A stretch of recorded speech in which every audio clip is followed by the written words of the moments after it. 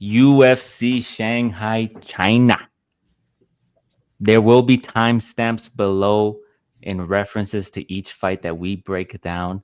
Make sure you tap in, follow us on X at Combat Sport, guys. We are live for every fight card. This card's going to be at 4 a.m. for myself. I think the prelims start. I might be working around that time. I do work overnight. It's gonna be 7 a.m. for you, so you might be awake, maybe, or sleeping belly up. I don't know. Are you gonna be belly up? What time is it? Let the people know. Are you gonna be belly up for the prelim? Belly up, dog. We'll see, bro. Like it's just fucking hell. Now, here's one thing that I did do is that I typically train a client on Saturdays. I told my guy, can we move it to Sunday? Because I got something. Yeah. You know, my guy said, it's in Abu Dhabi, right? And I'm like, nah, it's in China. China. Yeah, I think the image, if I'm not mistaken, it says the prelims at 4 a.m. and then the main card at 7 a.m. my time. I don't know if that's for you. I think you're 3 hours ahead, so maybe just do the math. Yeah. Oh, 4 a.m. Eastern time. What? Yeah, it's going to be long, bro. So it's at 1 a.m. for my... Oh, so no, I'm going to be worried. I'll probably be able to be up to date, but I won't be able to follow it as closely. Really? 4 I don't know, bro. I'm probably going to have some drinks on Fridays. It's one of those Fridays for me, so we'll see. All right. Well, there you have it. Those are the timestamps. Make sure you follow us on X. We might be live. I don't know, depending on my guy, if he's up or not, to give you live bets and live odds. We do give immediate recaps at times, and then we're just active. Come engage with us at X, at Combat Sport, guys. We don't charge anything. We don't ask for anything. Just hit the like and show some love. Make sure you hit the like and hit the subscribe. Let's get into this. And before we do, go check out our video. We just posted the UFC 319 bets and recap. 14 bets, 8 out of 12, 7 out of 12 picks. We'll put it on the video as well on top. But anyways, Roy, go ahead, my brother. Let's run it. Right on. Let's get into it. Off the card, we have an interesting fight at light heavyweight. We have Satybaldiev taking on Dr. Nurgozhay. Satybaldiev is 9-1-0 and is 4-5, last losing to Martin Budai via unanimous decision. That fight was at heavyweight and it was his debut. We have Nurgozhay, who is 10-1-0 and is 4-5, last losing to Bretson Hibero via submission, where he missed weight by over, 8 pounds? 10 pounds? He missed weight by a lot.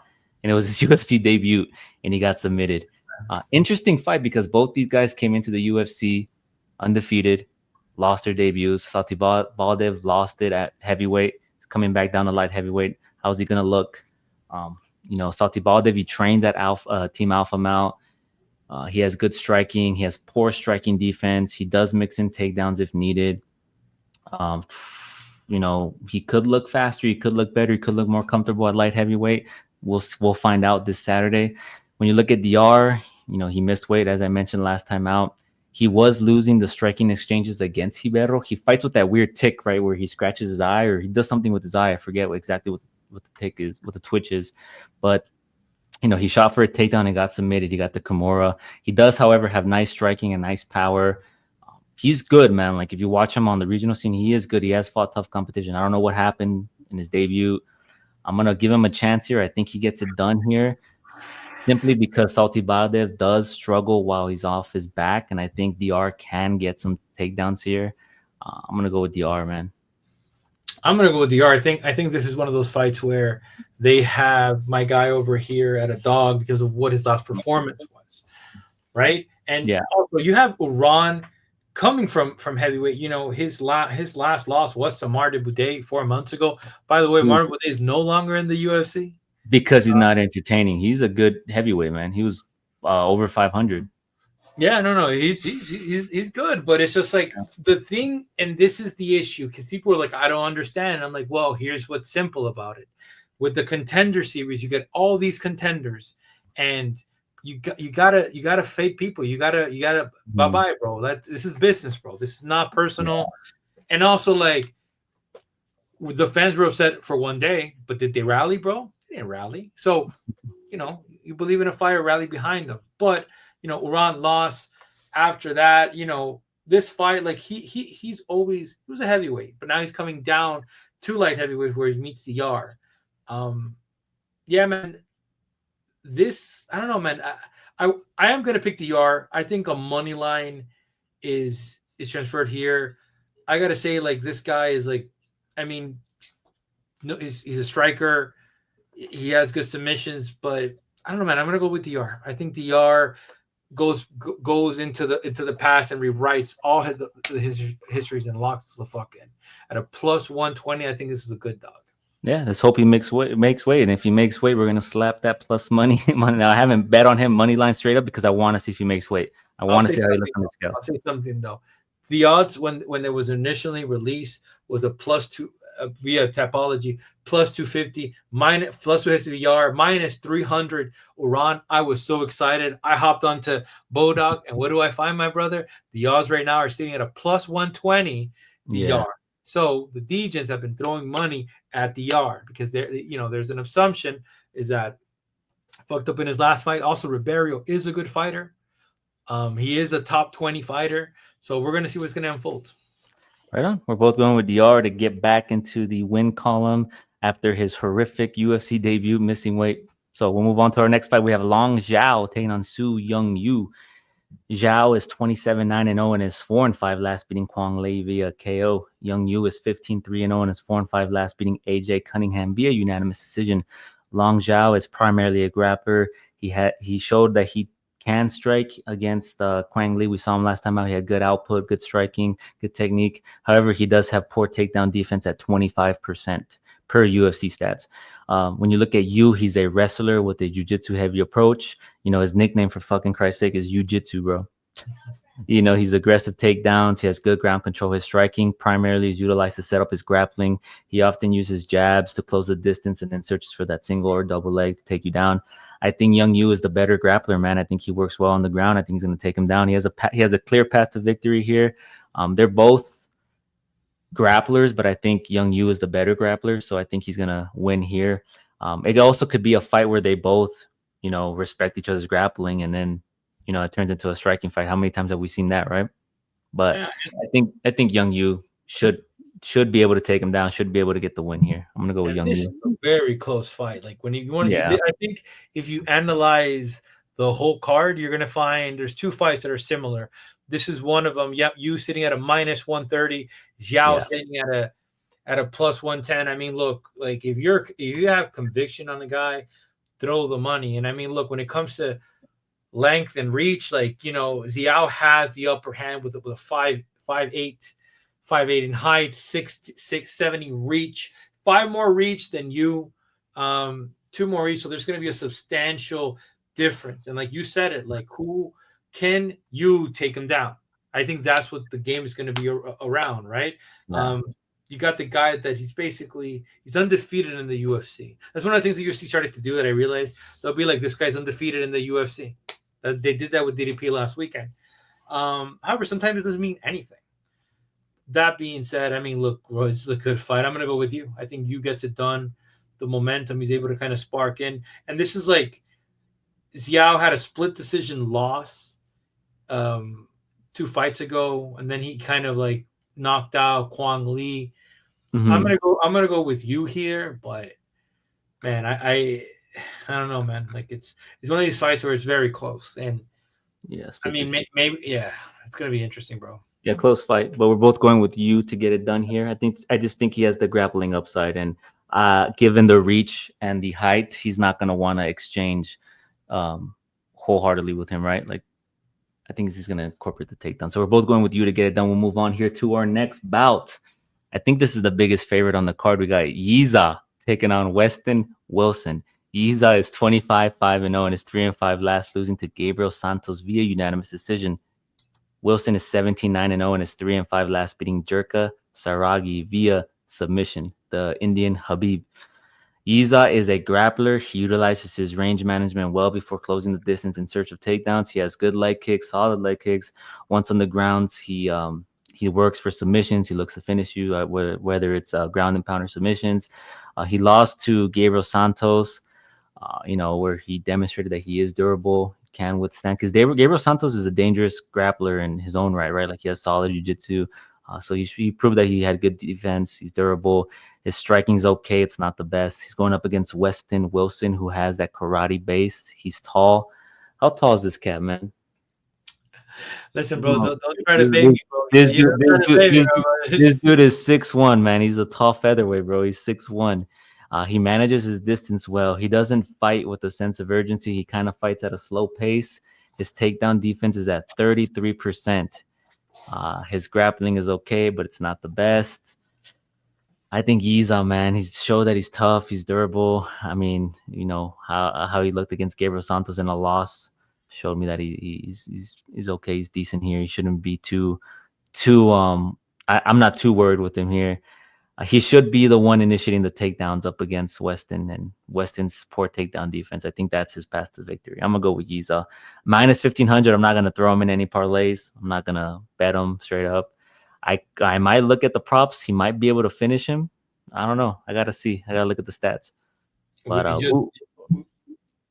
we just gotta, you know, when Roy looks at these matches, he looks at the odds, and you know, I'm gonna be honest with you. I like the odds and I like the reach. We're not doing that. Listen, the reach is definitely a factor. Now, how Yizha is able to kind of cut that is the takedown. It's gonna be very. I think in the first minute, if Yizha strikes with him, he loses. If he's able to kind of take him down, immediately that's a loss. Wilson does have a jiu-jitsu game, but the thing is, Yizha's known for having a heavy one, though. Like, he's a little bit more grappler heavy. This fight is very intriguing, bro. I'm going to go with Wilson. Like I said, what? You're going to go with Wilson, huh? I'm going to go with that 33% takedown defense. You're going to go with Wilson? We're going to go with Wilson, bro. We're going to go with Wilson. The thing as well, here's the thing with the 33% defense. You also got to attribute that Wilson has fought the tougher competition. Wilson has fought John Silva, which right now he's in line to fight for the number one contender against Lopez. And then you go past on that, you get Juan Brito. Brito is tough as 100% striker. And then fought Jeka. The other thing that I mean, both of them have kind of like a year off, so you like they've probably been evolving in the sport and everything. Yeah, like the thing is, Wilson has jiu-jitsu. Like now, that's the thing about it, bro. I'm sorry, I'm gonna go with Wilson, bro. You're not gonna let me off the hook. If it hits, we celebrate. He's gonna have to take him down first. If not, it's gonna be a long night, bro. If you slap the money line, you put it out for the people, and if it hits, we're gonna praise you, brother. If it doesn't, you're gonna get some voice notes. I'm just fucking with you. I'm just messing with you. Yeah, I mean, look, like the thing is, like, bro, like we're making it that Yizha's a dominant fighter. Like that's but whenever we because this I'll give you this. Minus 1,500 is fucking crazy. Like, how many times have we been burned when somebody's a minus north of 1,000, right? We've been burned before. So yeah, if it hits, you're going with Weston Wilson. I'm going with Yizha.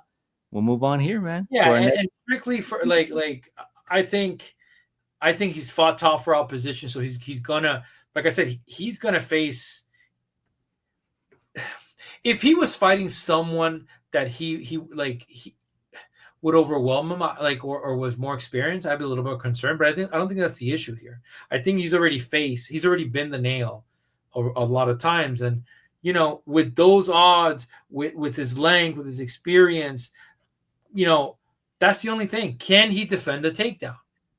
And if he does, it's going to be a long night. So I think that's the whole purpose. So I mean, a good prop for Yizha, you might want to look at the prop for betting takedowns.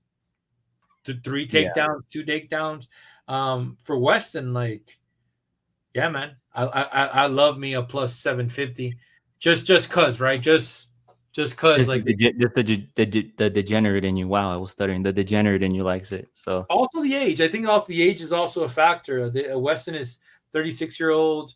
Yizha is 28. So I think age is also a factor, and this and the reason why the it's a dog. I mean, Stuart, like, I'm sorry, bro, but Yizha's. I really hope that Yizha looks like a minus 1,500, bro. He better look like a minus 1,500, minus 1,200, bro, because that's like, bro, Hamza was not that. Well, the reason he wasn't was because the cardio. It's a 5-round fight. That's the only reason why he wasn't a minus 1,000, bro. It's because the cardio. But that's a performance that is minus 1,500. Like that to me is a minus 1,500. It's going to be interesting in the next time out, like who he faces and what the odds are. Because if he faces like an Evolve, right? I think he's gonna look fucking minus. They're probably gonna have him at a minus 400 or something opening.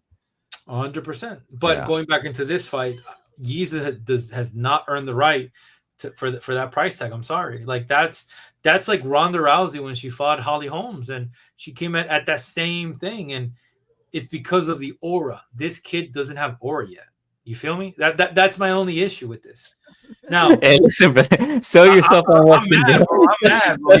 Sell yourself on Weston, bro. Sell yourself. All right, we'll move on, bro. Let's move on, bro. Fucking Yizha versus Weston Wilson. I'm going with Yizha. You're going with Wilson to get it done. Yeah, let's go.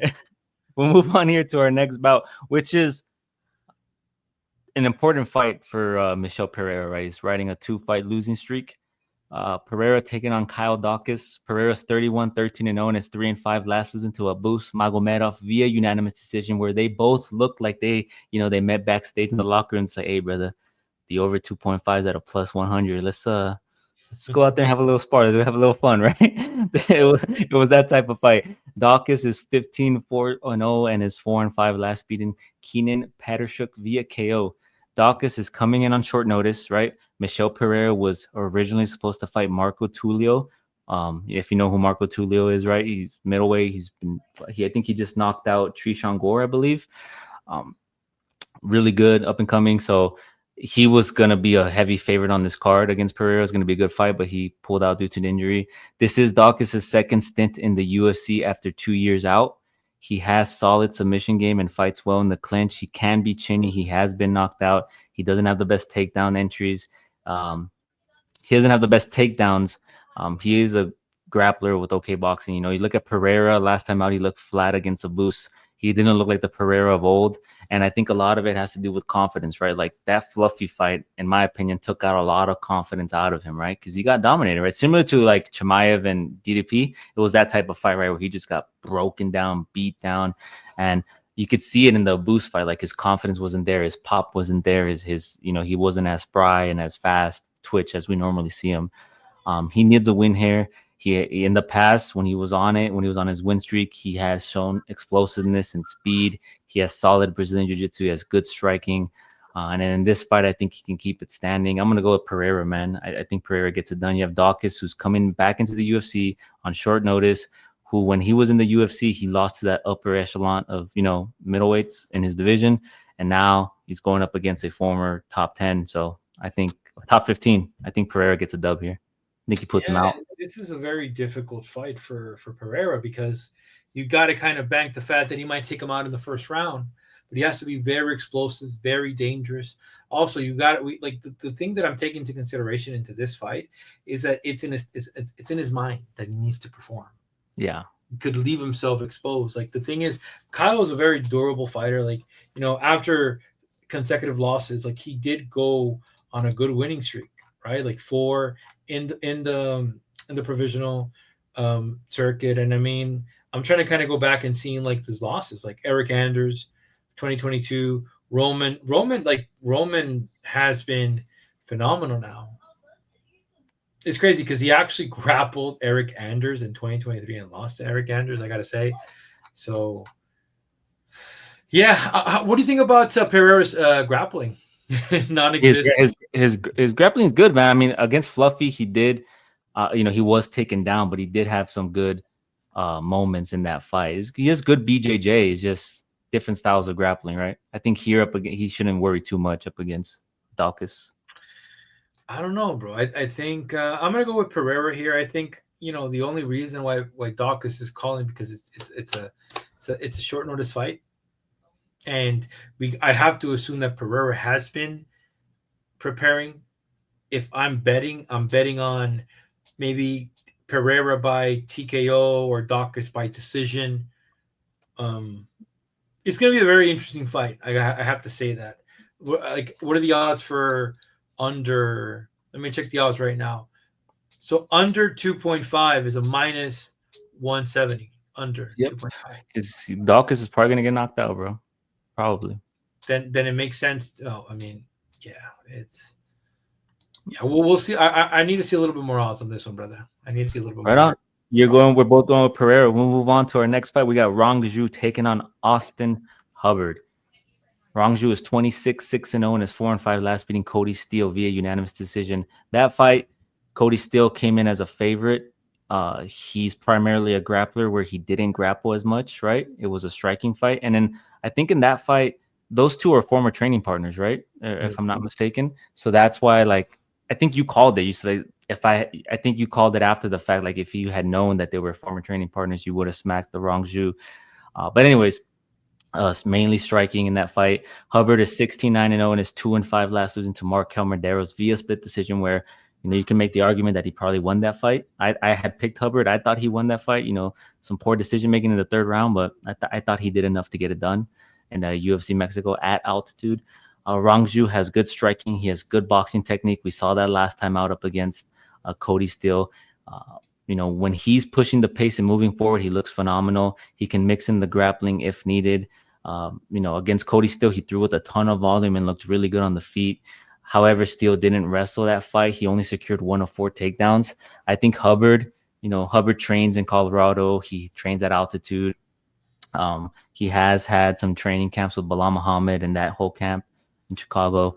He's coming off that close decision loss to Markel Medeiros. He has the forward pressure. He grinds well. He's well-rounded. He has a wrestling base, decent striking, strong durability, solid wrestling and grappling. If he wants to have any success here, he's going to have to mix in the takedowns. He can't get into a dogfight with Rongzhu.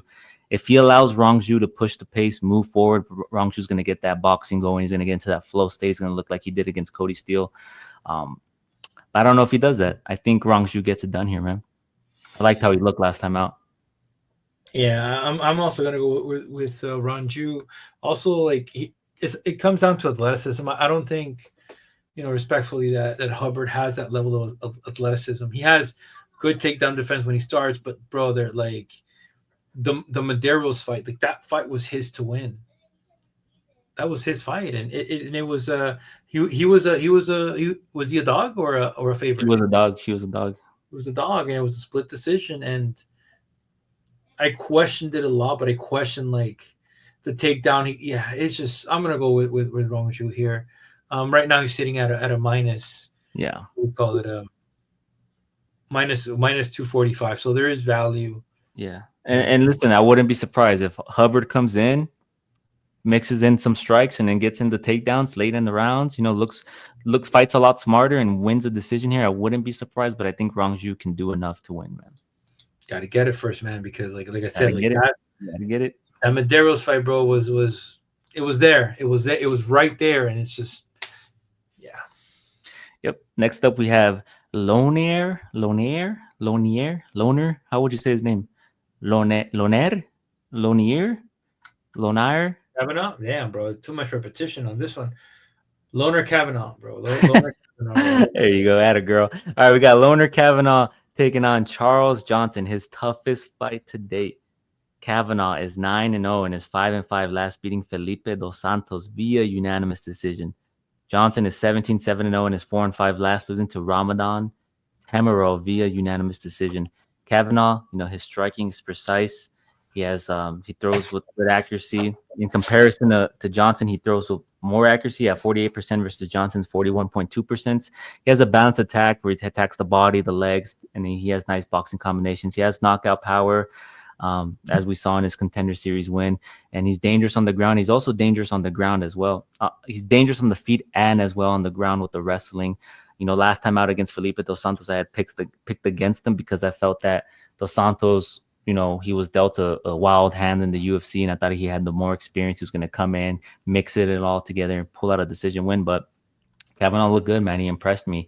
He's going up against Charles Johnson, who has good cardio. However, a lot of people criticize Johnson because he starts off slow, right? He often loses the first round. He's well-rounded. He has decent striking, and he has a wrestling base. The issue here in this fight is you have Kavanagh, who's, I think he's 5'4" up against 5'9" Charles Johnson. So he's given up 5 inches of height and 3 inches of reach advantage. And that could benefit Charles Johnson, right? If he looks to fight at range and get himself going, get himself going at his pace. But I don't know if that's going to happen. He switched stances. He's unpredictable. He just starts off slow, man. So I don't know. In a 3-round fight, Kavanagh, he's from China. he trains in England, right? But he's from China, I think originally. I think this is a good spot for him. I think he gets it done. But Charles Johnson, man, that height and reach, I don't know, makes it a tough And fight. I'm a guy that loves height and reach, I have to say, but Loner Kavanagh is, he gives me vibes, bro, a little bit of Ilya Taporia vibes. And I showed you a video, and it's just like this guy that's just like, he's good. He's Good very prospect. Good prospect. Yeah. He's a great prospect, right? And I wish I would know a little bit more about him and just not faded him in the past. But the thing is, Johnson, I feel Johnson, it's like I'm gonna show you guys, all this stuff, like we're, he tried to merit 3 fights ago. He knocked out Josh Ravan. That was a year and a month ago. How many fights have Josh Ravan has fought after that? Like 5? What do you say? 5 fights? Iris, Cody, Ray Saruya, and then Brandon Reval. 4 fights. Yeah, 4 fights, right? So he's obviously fought the tougher competition, right? Mm-hmm. And that's the thing about it. Like I think Charles Johnson is basically saying, you guys disrespect me because I basically knocked out the number 1 contender, brother. But that's a lot of people that happen to. That's a you issue. You got to get hop on the board. His against Ramazan Timoryov, like I gotta say, man, like we might be expecting the same level of takedowns with just better hands. Right now, like the fight is I'm going with Loner Kavanagh, bro. I'm slapping a money line on him. I think Kavanagh, he's the more accurate striker and he has the knockout ability. Johnson has knockout ability as well, but I think Kavanagh has more power in his strikes, more pop, and I think that gives him the edge in the striking. But if Johnson, if you're picking Johnson because you like the dog money, you like the experience, you like what you see, he's gonna have to look to fight at range, right, and kind of point fight him, like stick and move, stick and move, stick and move. But Kavanagh's coming forward, right? And he's short, so he has to get into the pocket. He has to get into the range where he can land. So it's going to be interesting to see who the aggressor is in this fight, right? Off the bat. So, we're both going with Kavanagh. Yeah, and I'm also basing it at Ramazan Timoryov, like the takedowns. He got popped for steroids, though, bro. Yeah, but the thing is, bro, like what? I know you like yourself a good steroid user every once in a while. 100%, my Ghost Gone Jones, bro. But at the same time, yeah, he got popped for steroids, but it enhanced his ability to take them down? I don't think so, bro. I don't think so. I think Kavanagh's going to come in hot. Kavanaugh's going to come in harder than fucking Terramon. I'll tell you that right now. Right on. We're both going with Kavanagh. That's a good fight. I'm actually excited to see that fight or rewatch it if I'm not able to watch it live. But I'm excited for that fight. The question is going to be, do they put the fight in the main card? No, that's really the question. Okay. No, I think it's going to stay on the prelims because the main card is juiced, bro. Have you seen the main card? Yep. It's juiced. Have I seen the main card? Is that your question? That's crazy.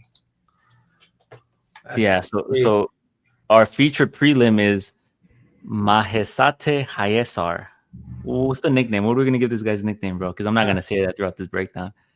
Hayisaer. What's his nickname going to be? Bro. Hey. We got Hay. We got Hay versus Gaze Young. Hayisaer is 10-4-0 and is 2-5 last, losing to Nicholas Mota via unanimous decision where he was dropped multiple times. I think this is Machete. Didn't we call him Machete last time out? I think this is Machete. I think we called him Machete, yeah. Young is 9-3-0 and is 3-5 last, losing to Evan Elder via unanimous decision. Machete, yeah, look, I have it here in my notes. Machete is a good striker with decent pop. He has good technique, has a good solid kickboxing background. He was knocked down twice by Mota, but he survived, proving that he's durable. He has a 45% takedown defense. He's going up against Gage Young, who's an interesting prospect at 25 years old. I'm sorry. He has solid technical striking and good wrestling. He's young. He's well-rounded. He manages distance very well, and he does a good job of chaining his takedowns effectively, right? He uses strikings to shoot for that double or that single leg, puts you up against the fence, and then brings you down. He does like power behind his strikes, but he does throw with volume. He's aggressive, and I think he's gonna get the dub here, man. I'm gonna go with Gage Young. I know he lost to Evan Elder via unanimous decision, but Evan Elder is no slouch, right? I mean, that was a good fight, and I think here, man, yeah, he's going into enemy territory, but I think he's going to need to mix it up, not let the kickboxing overtake the fight and it turn into a striking bout, right? He's going to have to mix in the grappling, utilize his striking to set up his entries, close the distance, be the aggressor. I think Young's going to get the W here, man. And I think he was a dog at first, right? Can you verify that? And now he's the favorite? No, he's been a favorite. He's been a favorite? Oh, okay. Okay, I thought he was a dog. Yeah, I'm gonna go with Young here. I think Young. Machete's the even fighter. Young is still trailing at -120. I think -120 is pretty good. Like this was also one of the fights that's close, similar to Iran and DR. I think it's a good fight. Like it's actually very good. But also, you know what's funny is like you look at I just look at the DR odds and I see under. Yeah, bro. It's juicy, bro. These bets are juicy. I'm gonna go with Young. I think Young has the hands to take out Machete, like now here's the thing, a bunch of the boys in like the Endo camp are fighting in this card. So I don't know, man. Also, what's the Sensu beam? Can we get my guy Young a Sensu beam? Because he's gonna go to enemy territory. The reach goes for Machete. You know, Machete has boxing. Both of them are coming off losses. Yeah, Young was the favorite. You're right. Young was the favorite, and now, yeah, he's still the favorite at -120. But I'm trying to Young. I think Young gets. I'm trying to kind of convince you a little bit more into why he will win. I'm just gonna go with the American. I think the American takes it. Right on. Both 25 too. Both 25. So. Right on. We're going with Gage Young to get it done here. Next up in our main card, we have Nueraji, Taylake. We're going with T Nueraji taking on Kiefer Crosbie. Nueraji's 11-1-0 and is 5-5 last, beating Krill Karpatkin via KO. This is his UFC debut. Crosbie is 10-5-0 and is 2-5 last, losing to Sam Patterson via submission. Nueraji, as I mentioned, is making their UFC debut. He's long, rangy striking, a striker who has some pop behind his strike. He does have some knockouts on his record. He throws nice elbows. He has good striking exchanges. He has nice combinations where he lands to the body and then, finishes at the head. He's going up against Kiefer Crosbie, man, who is a product of Extreme Couture. He has a boxing and background in martial arts. He's a former teammate of Conor McGregor, bro. I mean, you're going to pick Crosbie, bro? Former teammate of Conor McGregor? You think he's going to come in with that McGregor mentality? We're not in that era anymore. And also, I had Zhang on the poster. What? I had Zhang on the poster for Crosbie. Oh, yeah, it's on the poster? Oh, we'll edit that before we put it out. Yeah, so just imagine Crosbie there. Yeah. I mean, so, you look at Crosbie, he's a scrappy striker with decent boxing skills.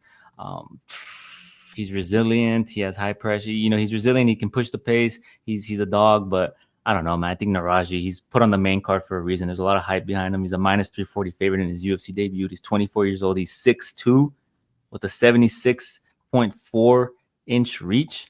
I think this is going to be a bout where he's victorious here, man. Entertains the home crowd. Gets a finish, maybe.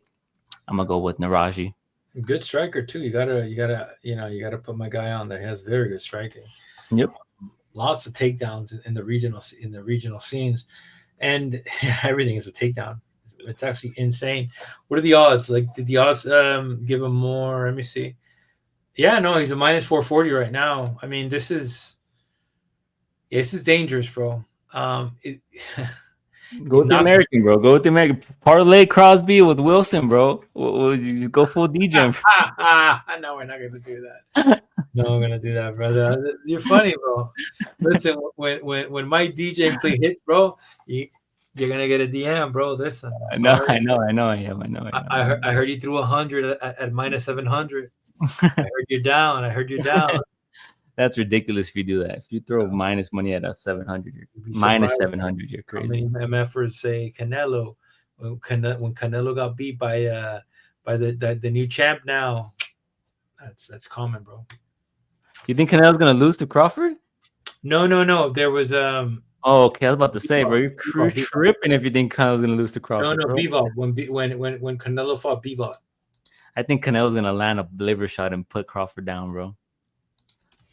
That's the official prediction. If you're watching this for MMA picks, that's the boxing. That's the only boxing pick I'll give you. Canelo by liver shot. Insane for sure. All right, so you're going with the Nueraji? Yep. Right on. We'll move on to this next fight, which I am also excited for. I think this is going to be a good striking fight. We have Sumudaerji taking on Kevin Borjas. Sumudaerji is 17-7-0 and is 2-5 last, beating Mitch Raposo via unanimous decision, where Mitch Raposo was able to take him down multiple times, but he didn't do anything with the takedowns, right? And I think we talked about it. We tweeted it out. Mitch Raposo, we picked him. He was a dog in that fight. We expected him to use the wrestling. He did use the wrestling. He just didn't do anything with it. And then just simply taking people down doesn't win you fights anymore. This is in the old age, right? Borjas is 10-3-0 and is 3-5 last, beating Ronaldo Rodriguez via unanimous decision, where he was the dog in that fight. Sumudaerji is fast, clean with his striking. He has a kickboxing and sanda background. He utilizes his length and speed to dominate at range. He's known for his crisp kicks and straight punches. But as Mitch Raposo demonstrated, he has struggled with takedown defense and grappling off his back. He has a 33% takedown defense. I don't think he has to worry here. Borjas is not a grappler. Borjas snapped a 2-fight losing streak with a win over Rodriguez. He has decent striking where he looks to attack the legs, body, and throws nice combinations. He has a nice counter puncher. His last 2 losses came from him gassing out and throwing less volume. One to Joshua Van, who's now the number 1 contender fighting for a belt, right? And then he got his legs chewed up by Alessandro Costa, I believe. I think Costa, right, in that fight. And I think with each fight that he's had, he's progressively looking better. His striking is good. He looked more crisp, more technical against Rodriguez, and he beat Rodriguez to every punch. And he stuffed 3 of his takedown attempts, where Rodriguez has good jiu-jitsu. He was going to look to take the fight to the ground and, start incorporating his jiu-jitsu, and he wasn't able to do so. And I think pride kind of took in, and that fight was kept on the feet. He dropped him a couple times. I like Borjas. I think he's getting better, and he's at a dog right now, a dog money. Yep. I think Borjas, with the counter striking, his precision, his technique, I think he gets it done on the scorecard. So I'm gonna go with Borjas here. I like how he's been looking. I like how he's been improving. Yeah, and I think if you ask me, Sumudaerji has fought the tougher competition here. Sumudaerji gave Charles Johnson, which was a top 15 fighter, a run for his money at points, and if it wasn't for the wrestling that Johnson had, it would have been an interesting fight, right? That's what he struggles with, yeah. Yeah, exactly. He struggles with the wrestling. Now the question is, does Borja come in and is going to strike with him? What is the thing? I'm going to go with Sumudaerji, man. I think, especially being in China, excited with his team. I think, the one thing is I have picked against him, against Tim Elliott, I think. And the thing is, now he's working with Alpha Male, and Alpha Male has probably, these last couple of months have drilled takedown defense and also striking and more conditioning. So I'm gonna go with Sumudaerji. Sumudaerji right now sitting at a what? Let me see this, at a -172. He was -150, so the bets are going heavy on him, man. They're gonna go with Sumudaerji. Yeah. No. And I also like too, because when you fight in another country, I always love to see when a fighter gets to that country, right? And Kevin Borjas, I follow him on Instagram, and I think he got there on the week of UFC 319. So he's been in China. He's gotten his body acclimated, right? So that's a positive too. So yeah, I just wanted to point that out. I think Waldo Cortes is another guy who's been there early. So we'll move on to our next fight here. We have some heavyweights going after it. We have Sergey Pavlovich, former title contender, taking on Waldo Cortes, Salsa Boy. Uno de tu gente, man. One of your people, bro. We had him on the show. It's going to be an unbiased pick, and we're going to tell you why. Pavlovich is 19-3-0 and is 3-5 last, beating Jairzinho Rozenstruik via unanimous decision. Cortes is 14-1-0 and is 5-5 last, beating Sergey Spivak via unanimous decision, where some people felt that he might have lost that fight. It was a close fight, right? But that's what the people on X say. I'm just going off of what I read on X. Which fight? Sorry? The Spivak, his last fight. How did he lose? He was landing more strikes. How did he lose? Pavlovich is a boxer. He has good speed and decent power. You got to go find those tweets, bro, and ask them, bro. He has a good speed and decent power. Against Rozenstruik, he looked like he was just against Rozenstruik. Their former training partners, right? That's another one of those fights where I thought those guys were just in agreement to hey, let's make it through, let's get a payday, right? Because Pavlovich didn't look like the Pavlovich that we that we've come to know, right? Like he wasn't fast, he wasn't looking for that knockout. He was kind of just sparring with him, and then he incorporating the wrestling at the end. Like he shot for takedowns at the end of the fight. Like I said, he's going. Is he gonna look to box against Cortes, or he's gonna look to wrestle like he did with Rosenstruck? You know, look at Cortes-Acosta. He's a striker with a boxing heavy approach. He's a former pro boxer, right? He has solid technique and decent power. He has 6 knockouts in his 12 wins. I think he's getting better with time, man. Like I was a huge doubter in him. Like at that Arlovsky fight, when I saw that Arlovsky fight, I was like, oh, this guy's gonna struggle up against tougher competition. But he's looking better each time out, right? Like against Ryan Spann, he looked good. Against Sergey Spivak, he looked good. And against here, he's going up against somebody who stylistically, it's a good fight for him because he's going up against a striker as well. Now, Cortes has good cardio, good durability. His grappling is good and functional, but he doesn't utilize it offensively as he prefers to keep the fight standing. Although we did see him utilize the grappling against Robelas de Spain, right? I think, you know, he's the one that figured out the recipe to beating Robelas de Spain. And after that, Robelas just went down and now he's in karate combat winning fights. But I think this is an interesting fight because Pavlovich was the last fight a fluke, and does he come out this time out and look like Pavlovich of old where he's fast, he's crisp? But I think Cortes with the boxing, the foot movement, the ability to bring the fight back up standing if he does get taken down, I like him. I think he's gonna style on him. I think he's gonna win off points here. He's probably gonna win a decision. I think his movement, his activity, it's gonna be a good fight, man. This is gonna be a good heavyweight bout. And if you've been preparing for Pavlovich, like the thing is, he fought 2 months ago.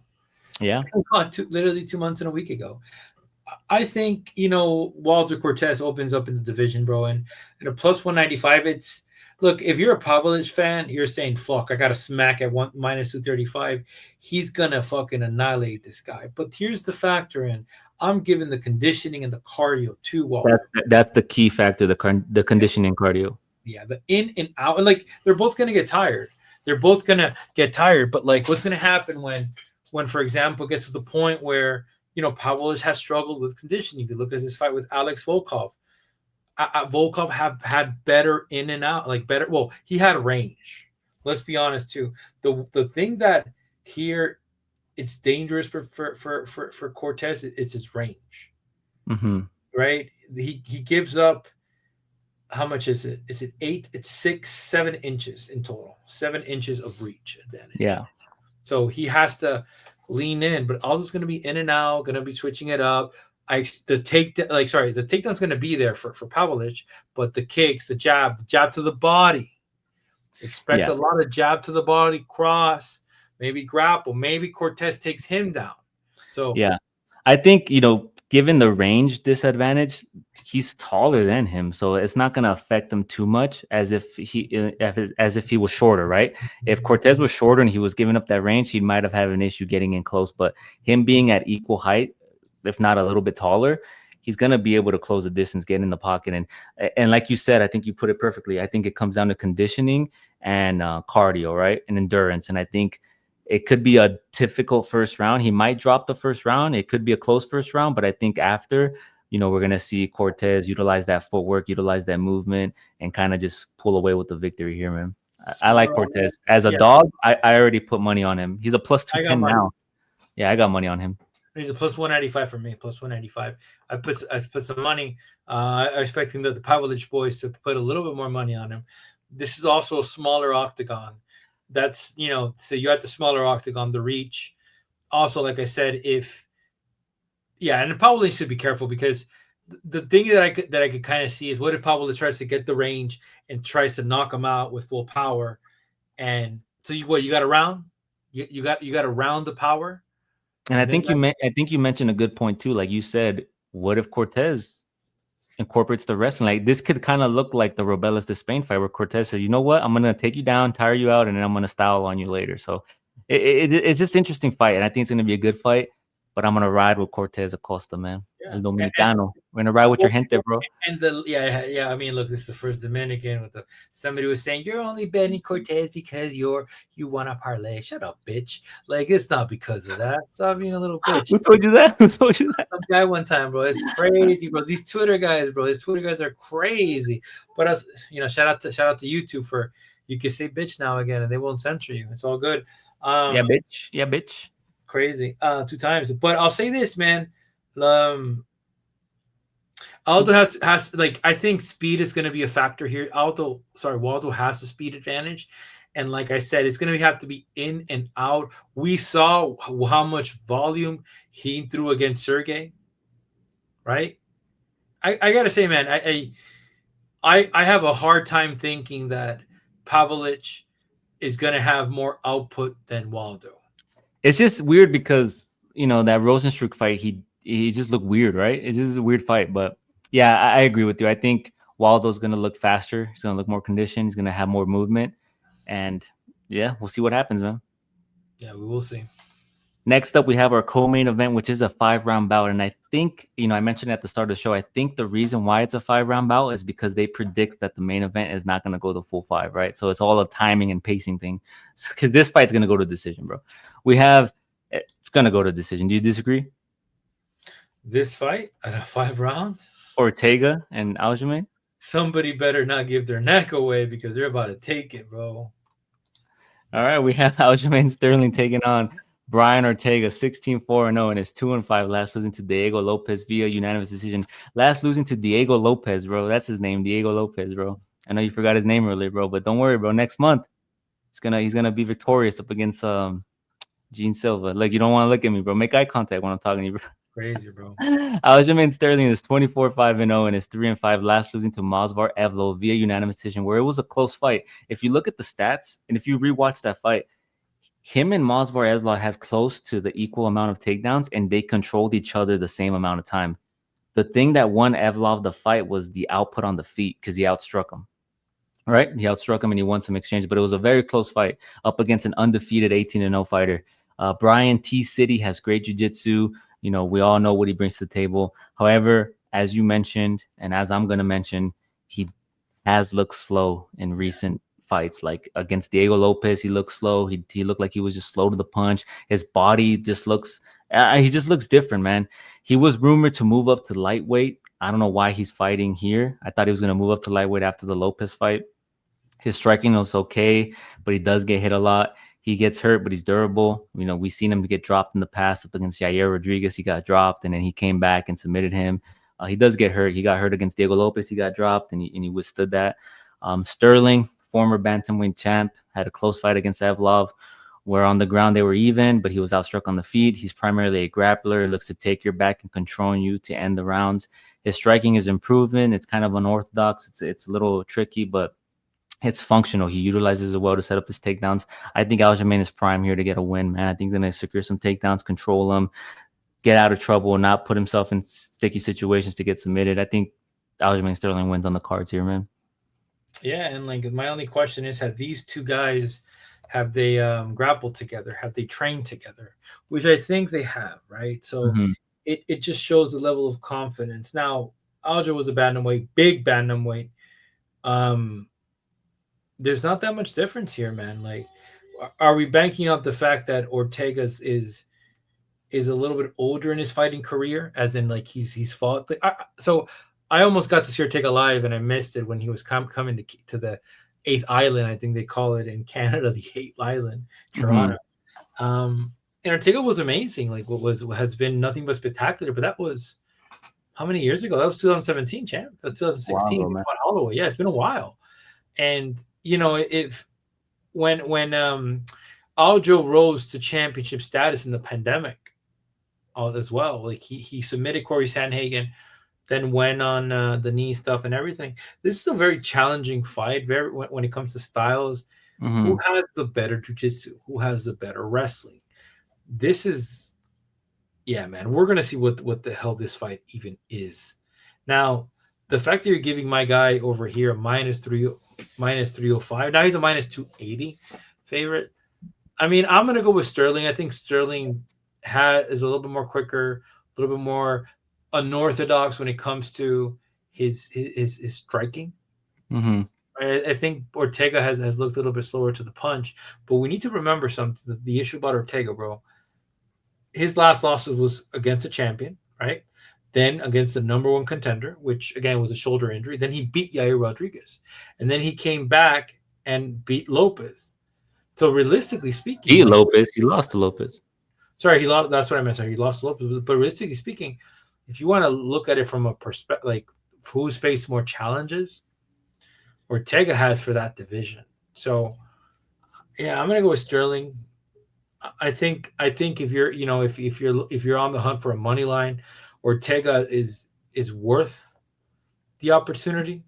I don't think so, man. I think Sterling. No, I think because I look at the level of grappling and that exchanges that he had with Evlov, right? Who's an undefeated fighter, who's touted as one of the best grapplers at featherweight currently, right? Who's being shunned away from a championship fight, and I don't think Ortega poses the same or stylistically in terms of grappling threat to Aljamain Sterling. Yeah, he has the submission threats, right? He can knock up a submission at any point, but I think Sterling's just too crafty with it, man. I don't know. I mean, if you want to degen and put money on Ortega because he's fought tougher competition, do so. But I think Sterling gets a pretty dominant win. And I'm Here. going for Sterling, but the thing is, you can't brush away Ortega's resume. Like that's the only thing I'm trying to say. Like Ortega has had a resume of just like bangers. Like he almost became champion. Like he almost submitted. What do you call it? Volkanovski, and it was a very competitive fight. Like that was one of, I think prior to Poirier, that was a challenge fight. That was a fucking banger.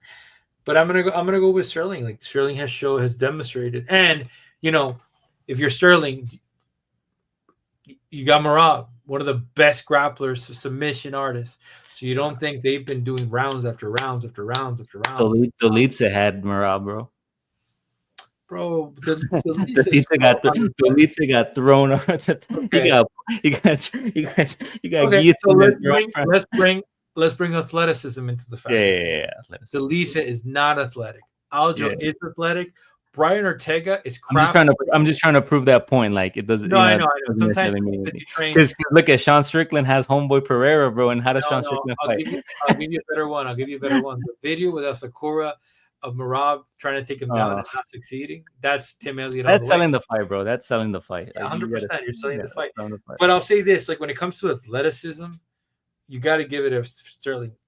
Like Ortega's crafty, but he's shut. Like he doesn't have that much like athleticism compared to Sterling. Sterling's a little bit more dynamic, a little bit more poppy, a little bit more in and out too. I think kicking is going to be a big factor here. And then if Brian's able to kind of catch a kick, he's going to go that thug jitsu and just go for a roll, go for a lock. That's the thing about it. And one of the things that I like about Sterling is prior to both Marab and him have moved to Vegas as well. Let me see who they separate jiu-jitsu, but he's also getting coached by the Sean Strickland team, by the way. Like that Randy Couture, I want to say, and Nixon, Extreme Couture, Nixon division, and he's been doing more classes in the UFC. So I think he went a little bit more back to the approach. Let me teach, let me learn, let me take my time a little bit. So I'm gonna bank here with Sterling, and like you said, the Evlov fight, that fight should have been a 5-round fight. That was a good fight. It was a close fight too. A lot of good exchanges on the ground, and I think at featherweight he looks good despite that loss. And we'll move on, man. We're both going with Sterling. It's gonna be an interesting fight. It's gonna be just 5 rounds. Oof. Go see if it's a banger. We have our main event, our light heavyweight bout. We have Johnny Walker, the half brother of Vitor Walker, taking on Zhang Mingyang. Walker is 21-9-0 and is 2-5, last losing to Volkan Ozdemir via KO. Johnny Walker has been KO'd in his last 2 fights. Magomed Ankalaev, the current champ, KO'd him. And Volkan Ozdemir KO'd him with an uppercut. Johnny Walker is dangerous. He comes forward striker who has unfortunately been caught a few times and is coming off of 2 back-to-back losses. He's at his best when he's wild and aggressive, not when he's fighting technical, right? Like the Johnny Walker that when he first came onto the scene, right, when he was throwing spinning back kicks, spinning elbows, like when he was just reckless with it, that's the guy that people liked, right? That's the guy at one point was saying that, oh, he's he could beat John Jones, right? That's the guy that came in, right? And then, he suffered 3 losses. He had a no contest and then two losses to what's it called? Two losses to Magomed Ankalaev and then one to who I just mentioned. Volkan Ozdemir, right? But he's dangerous, man. That first round, that first few minutes can be dangerous for Zhang. Zhang is explosive kickboxer with devastating knockout power. All 18 wins are first round finishes, 17 KOs, 1 submission. He has a good enough ground game. He has powerful ground and pound. He has suffered submission losses, decision losses, and knockout losses in his career. So he has been knocked out. He has gone the full 5 rounds, so his cardio should be good. He's on an 11 fight win streak. He's fighting at home. This fight, in my opinion, is designed for him to win, gain some popularity, right? He's fighting at home. But I think that first minute or 2 minutes, if we see Johnny Walker come out, like just how you mentioned, like Brian Ortega has fought the tougher competition. Like Johnny Walker fought Ozdemir and Magomed Ankalaev, right? Like those are 2 tough fights, and he got knocked out back to back. So is his chin going to hold up? Is he going to come out aggressive and just go for broke the first minute? He does have height, I believe, in this fight, the height advantage and the reach advantage, if I'm not mistaken. Yeah, he has a 4-inch height and a 7-inch reach advantage. So if he comes out hot, man, it's going to be dangerous for Zhang, but I think Zhang can get it done here. I think this fight's designed for him to win, man. Yeah, and like, I mean, look, like if you're Zhang and you're looking at preparation, you're trying to look at what is this guy's like. He looked good against Smith. I have to say, he looked very good. Like he puts, but Smith was on his way out. Smith was. Remember that fight? Smith tried to fight a fan, bro. Smith tried to fight a no. Well, he was saying that there was death threats to his family. There was some weird shit going on. He was flicking off the guy in the fan. Yeah, my man was ready to lose his job at ESPN. My man, they told my guy, listen, bro, if you jump the cage and go after the man, we gotta let you go, bro. If you put his hands on the fan, let you go. Get you out of there. The reach is an issue, bro. Like you said, that first round, it's so important here, and it's so important for Walker to. I wonder if he's looked at his brother and he said, "Dude, like, surprise the world. What do you mean? Just take him down, bro. Take him down, submit him, bro. Show him you're a better grappler." What if he does that? That'd be crazy. Yeah, listen, if whoever has the submission prop, you're gonna make some money if that happens. Was the submission prop? I'm like my DGen bets, but fuck. The thing is, with that level of range, you can't give a guy like, yeah, man. It's let me see the odds, bro. Yeah. I mean, he's a minus plus 285. They haven't been released yet. Not even the over and under have been released yet. I'm gonna go with Zhang right now. I think Zhang is a younger fighter. The guy who's taken the least damage. The issue with Walker is that when Walker gets touched, bro, it's been nasty. It's like Pico, bro. My guy has been stunned a lot of times. Last time this guy faced any losses was in 2019. Yeah, and I think you gotta side. Like the logical thing is to side with the side of momentum, aggression, right? And Walker has gone in the reverse of that. He's been knocked out twice in a row. He's been losing. He stylistically he doesn't fight like how he did in the beginning, where he was just crazy, outrageous because he's been caught. He's been more cautious, more technical. I think, like I just think this fight is one of those fights, and it's gonna sound like last week. Like those first 2 minutes are gonna be dangerous. Those first 3 minutes are gonna be dangerous, and then once Zhang figures this out, gets his reads, gets his timing, I think he can find the chin. So I think the logical choice is for Zhang, but Johnny Walker's dangerous. I wouldn't overlook him here. Yeah, expect a 1.5 under, or yeah. Like there's all these props that could kind of unfold that I'm waiting for fight night to unfold as well. Maybe Zhang also understands the mission and doesn't play with danger and takes him down, right? Puts him in the line of fire and just takes him down. Yeah, it's a good point. Yeah, but we're like if you could take this guy down, wear him down, why not, right? He is susceptible to takedowns. So that's not negative factor. Zhang just hasn't put that because he has heavy hands. But again, he faces a guy with the reach and power. Yeah. And then I'm trying to remember when Magomedov beat him. Was that in the first, second, third round? Let me see the round. When he lost to Magomedov? Second round, right? And the thing is, like, he was fucking a little bit too much, bro. If you remember that fight, my boy was trying to feel the drunken Ken Fu and got him out of the second round. But that's what I'm trying to say. Like, if this guy's gonna be a threat, he needs to be a threat in the first round. He needs to let it all go. Let it go, bro. Nobody cares, bro. Go for broke. Go for broke. Yeah, I mean they're probably not going to cut you. You probably got one more fight in the UFC. Go for broke, Right bro. on. Go for Right broke. on. We're both siding with Zhang to get it done, possibly by knockout, over, under 1.5 rounds, or under 2.5 rounds. It's a 5-round bout. We'll see those prop bets. That is our full card breakdown. Make sure you show some love. Make sure you hit the like. Make sure you hit the subscribe. Make sure you follow us on X. As always, before we leave, Floor Press Guy, give the people a free bet. A free bet. Give them a free bet. Give them a free bet. What are you betting on? What have you already put money on? Go ahead. Is it money line parlay? Let me look it up. I already put money. Don't worry about that. Let me tell you what I put money on. Just give him one, bro. Give him one, bro. Don't flex too hard. Just give him one. Give him a confident one you have. I think you got to put money on Laura Kavanagh at a minus 205. You got to put it on. Got to put it on him, or wait for the money line and wait for the live bet and wait for Charles to be like, let me just amp it up this first round. Let me not start slow, and then Kavanagh just comes from there.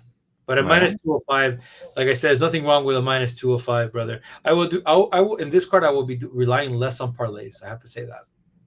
Right on. I think for me, Kevin Borjas, money line. That's crazy. I like that value at a +1. You're saying that, okay, you're calling me crazy. This man is picking Weston Wilson at a +700 and calling me crazy. All right, y'all, that's it. Well, have a good night, y'all. Peace out. We'll see you in the next one. Late. +700. Let's go, baby.